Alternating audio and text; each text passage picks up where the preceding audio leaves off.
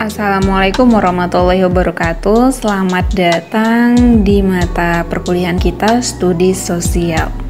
Karena ini pertemuan pertama kita, maka saya ingin menjelaskan introduction atau pengantar tentang studi sosial. Apa sih perbedaan studi sosial dengan pendidikan ilmu sosial yang telah kita pelajari di semester 1?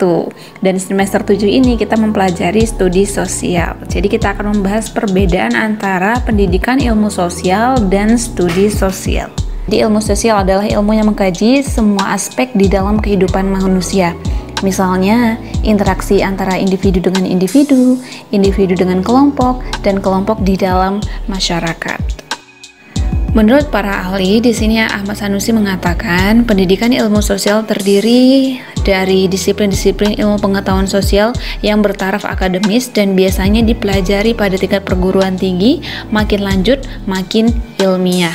Dan hal ini sudah kita terapkan di semester 1. Kita telah mempelajari apa sih itu pengertian pendidikan ilmu sosial dan juga jenis-jenis dari pembelajaran ilmu sosial itu sendiri, mulai dari ekonomi, sejarah sosial, budaya, psikologi, dan juga politik. Selanjutnya, Gross juga memiliki pendapat ilmu sosial merupakan disiplin intelektual yang mempelajari manusia sebagai makhluk sosial secara ilmiah. Nah, artinya Gross ini berpendapat bahwa ilmu sosial atau pendidikan ilmu sosial memusatkan pada manusia sebagai anggota masyarakat dan pada kelompok atau masyarakat yang ia bentuk.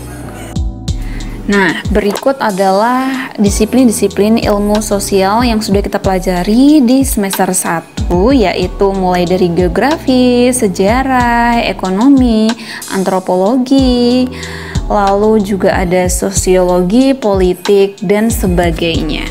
Masih ingatkah Anda terkait hal itu? Oke, walaupun tidak keseluruhannya, saya harap Anda tetap mengingat beberapa bagian dari disiplin ilmu sosial yang telah kita pelajari. Pada slide lalu, kita telah mempelajari atau mereview kembali atau merefresh kembali apa itu pengertian pendidikan ilmu sosial. Berikut dengan statement dari para ahli dan juga kita sudah membahas tentang disiplin ilmu sosial. Nah, kali ini kita akan masuk dalam ranah studi sosial. Apa sih pengertian studi sosial tersebut? Studi sosial adalah suatu bidang pengkajian tentang gejala dan masalah sosial. Nah, berbeda ya. Kalau tadi pendidikan ilmu sosial itu adalah ilmunya, mulai dari geografi, sejarah, sosiologi, dan lain-lain. Kalau ini, studi sosial itu adalah suatu bidang pengkajian tentang gejala atau masalah yang ditimbulkan dari faktor ekonomi, dari kehidupan sosiologi, dari geografi, dan sebagainya. Itu yang disebut dengan studi sosial. Intinya, dalam kerangka kerja pengkajiannya, studi sosial ini menggunakan bidang sosial. Jadi begitu. Jadi antara studi sosial itu tidak terlepas dari yang namanya disiplin-disiplin ilmu sosial yang telah kita pelajari di semester 1. Berikut pendapat beberapa para ahli terkait dengan studi sosial. Yang pertama adalah James Banks pada tahun 1990. Dalam bukunya Teaching for Social Studies, dia mengatakan adalah studi sosial sebagai bagian dari kurikulum sekolah dasar dan menengah yang mempunyai tanggung jawab pokok membantu para siswa-siswi untuk mengembangkan pengetahuan, keterampilan, sikap, dan nilai yang diperlukan dalam hidup bernegara di lingkungan masyarakat. Nah, jadi intinya studi sosial ini sangat penting sekali untuk menentukan yang namanya karakter dari manusia tersebut dalam kehidupan masyarakat. Menurut Welton dan Malan, studi sosial itu dipandang sebagai mata pelajaran gabungan terutama dari disiplin ilmu-ilmu sosial, temuan-temuan yang berasal dari disiplin ilmu sosial, proses-proses yang dilakukan ilmuwan sosial dalam menghasilkan temuan atau pengetahuan itu. Hal ini berarti studi sosial merupakan akibat atau efek dari pembelajaran ilmu sosial.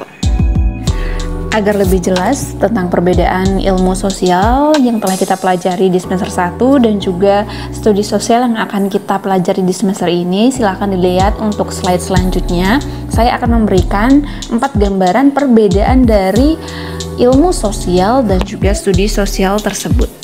Yang pertama, kita akan membedakan ilmu sosial dengan studi sosial berdasarkan pengertiannya. Nah, yang di atas ini adalah pengertian milik ilmu sosial dan bagian bawah ini adalah milik dari studi sosial. Jika dilihat dari kacamata pengertian, ilmu sosial itu memiliki arti pengetahuan yang tersusun sistematis tentang berbagai aspek kehidupan manusia, baik antara individu dengan individu, individu dan kelompok, maupun kelompok dengan kelompok di dalam masyarakat. Sedangkan pengertian studi sosial adalah pengkajian tentang gejala-gejala dan masalah sosial di dalam kehidupan masyarakat. Oke, contoh dari pengertian tersebut, kita ambil contoh saja dalam kegiatan ekonomi. Jika pendidikan ilmu sosial itu memandang ekonomi dari sesuatu perilaku manusia di masyarakat yang dapat memanfaatkan sumber daya alam atau sumber daya manusia dan diolah menjadi barang, jasa, ataupun uang sebagai alat pemenuh kebutuhan, itu yang disebut dengan yang namanya ilmu ekonomi dalam ranah pendidikan ilmu sosial. Tetapi pada studi sosial itu berbeda lagi sudut pandangnya. Di studi sosial itu memandang lebih cenderung kepada permasalahannya. Misalnya, sumber daya alam apa sih yang pada saat ini, atau sumber daya manusia seperti apa sih yang harus dihasilkan agar bisa menarik minat konsumen untuk terarah dan terfokus kepada produk, barang, ataupun jasa yang kita buat. Lalu bagaimana caranya? Terus apa yang harus saya lakukan? Itu adalah perbedaan dari permasalahan atau sudut pandang studi sosial dan juga dari yang kedua, perbedaannya terletak pada objek kajian. Jika ilmu sosial memandang objek kajiannya sebagai suatu disiplin ilmu, maka untuk studi sosial objek kajiannya adalah mengkaji pada masalah-masalah yang terjadi di masyarakat. Jika dilihat dalam objek kajian, ilmu sosial ini memiliki suatu disiplin ilmu, yaitu mulai dari pengertian dan ruang lingkup ilmu ekonomi, metode ilmu ekonomi, mazhab-mazhab ilmu ekonomi, sejarah perkembangan ilmu ekonomi, konsep-konsep ilmu ekonomi, generalisasi teori ilmu ekonomi. Dan hal ini berbeda dengan objek kajian studi sosial. Dalam studi sosial, objek kajian ilmu ekonomi ini akan berbeda. Yang pertama adalah permasalahan-permasalahan ekonomi. Yang kedua adalah bagaimana cara mengatasi permasalahan ekonomi. Yang ketiga, dampak apa yang ditimbulkan dari kegiatan ekonomi dan sebagainya. Jadi inilah perbedaan antara objek kajian studi sosial dan ilmu sosial. Selanjutnya adalah metode pendekatan.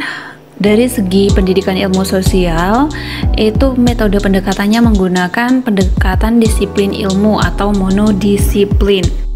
Artinya, pendekatan monodisiplin ini adalah pendekatan yang bahan pelajarannya bertitik tolak murni berdasarkan disiplin ilmu yang bersangkutan tanpa mempertautkan dengan cabang ilmu lainnya.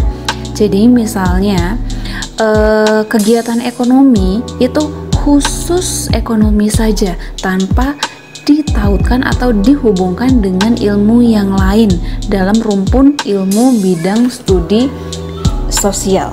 Jadi jika kita memiliki masalah ekonomi, ya sudah, ruang lingkup yang dibahasnya juga disiplinnya harus ilmu ekonomi saja. Begitu terkait dengan pendidikan ilmu sosial. Sedangkan untuk studi sosial, metode pendekatannya adalah interdisipliner atau multidisipliner dan lintas sektoral. Artinya dalam proses pembelajaran itu dapat menggabungkan beberapa disiplin untuk bersama-sama mengatasi masalah studi sosial. Dan sudut pandang dari ilmu yang serumpun dalam studi sosial juga dapat digunakan. Misalnya kita memiliki masalah dalam ekonomi, itu kita dapat menggabungkan ilmu ekonomi itu dengan sosiologi, ilmu ekonomi itu dengan geografi, ilmu ekonomi itu dengan ilmu yang lainnya. Itu bisa, karena studi sosial itu pendekatannya adalah multidisipliner. Perbedaan yang terakhir antara ilmu sosial dan studi sosial terletak pada ruang lingkupnya. Jika pendidikan ilmu sosial, ruang lingkupnya adalah ilmu-ilmu sosial, keberadaannya bisa di dunia persekolahan, perguruan tinggi, atau dipelajari di masyarakat umum. Artinya, ruang lingkup dari pendidikan ilmu sosial ini dapat ditemukan baik secara formal dan informal, tapi prosesnya itu adalah dalam proses pembelajaran atau ilmiah. Oke. Jadi bisa didapatkan di sekolah dan juga di masyarakat. Kalau di masyarakat contohnya apa sih? Yaitu dalam kegiatan organisasi. Itu adalah contoh dari ruang lingkup ilmu itu adalah contoh dari ruang lingkup pendidikan ilmu sosial. Bagaimana dengan studi sosial? Ruang lingkup studi sosial adalah hal-hal yang berkenaan dengan manusia dan kehidupannya, meliputi semua aspek kehidupan manusia sebagai anggota masyarakat. Artinya, ruang lingkup studi sosial ini tidak hanya didapatkan dari faktor ilmu pengetahuan dalam proses formal dan informal, tetapi adalah pada saat proses realnya. Contohnya, saya ingin membuka kegiatan ekonomi dalam bidang usaha online shop. Oke. Sejauh ini online shop saya berjalan dengan lancar. Tetapi pada suatu hari, karena ada pandemi COVID, saya mengalami penurunan budget atau tingkat pendapatan. Lalu langkah apa yang harus saya gunakan agar di pandemi COVID ini penjualan saya tetap meningkat seperti pada masa-masa sebelum terkena pandemi COVID. Nah, itulah yang disebut dengan studi sosial. Jadi lebih cenderung kepada permasalahan real di kehidupan, bukan lagi teori pada ilmu pengetahuan. Itulah tadi perbedaan antara pendidikan ilmu sosial dan juga studi sosial, dan kita fokus pada materi di semester ini. Ini semua adalah materi di semester ini yang akan kita pelajari. Info lebih lengkapnya ada di silabus saya pada blog saya. Terima kasih. Setelah Anda mengamati video ini, saya ingin memberikan tugas kepada Anda. Yang pertama adalah, bagaimanakah menurut Anda perbedaan ilmu sosial yang telah Anda pelajari di semester 1 dengan studi sosial yang akan Anda pelajari di semester ini? Yang kedua, silahkan Anda memberikan contoh kasus tentang pendidikan di masa pandemik. Yang satunya adalah contoh kasus yang dipandang dari sudut ilmu pendidikan sosial. Yang kedua, yang dipandang dari sudut ilmu studi sosial. Silahkan Anda memberi contoh permasalahannya. Sekian perjumpaan kita pada hari ini tentang pengenalan studi sosial, yaitu membandingkan antara pendidikan ilmu sosial dan juga studi sosial. Silahkan mengirimkan tugas Anda pada GCR yang sudah kita buat sebelumnya.